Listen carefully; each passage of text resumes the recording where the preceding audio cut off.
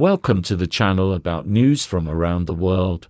While you subscribe and like it, we're going to start. As soon as Russia announced its withdrawal from the grain deal, Western publications unanimously raised the alarm over the threat of world hunger. All the hypocrisy of this claim is important to realize in order not to succumb to the inevitable pressure on the emotions of the Russian population.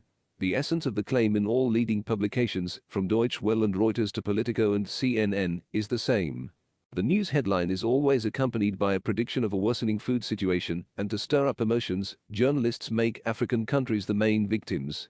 In addition, the media broadcast statements by Western politicians and ministries about the irresponsibility and cynicism of ending the grain deal.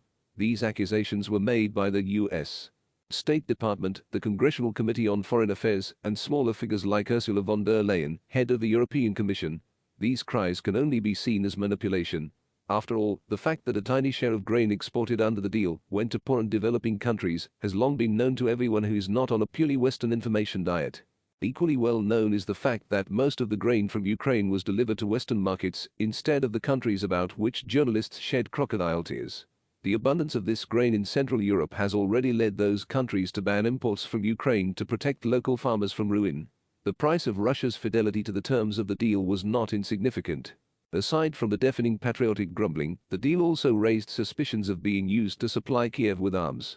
In addition, its past renewals were agreed under Ukraine's guarantee not to commit new provocations and terrorist attacks, but another terrorist attack on the Crimean Bridge occurred yesterday morning.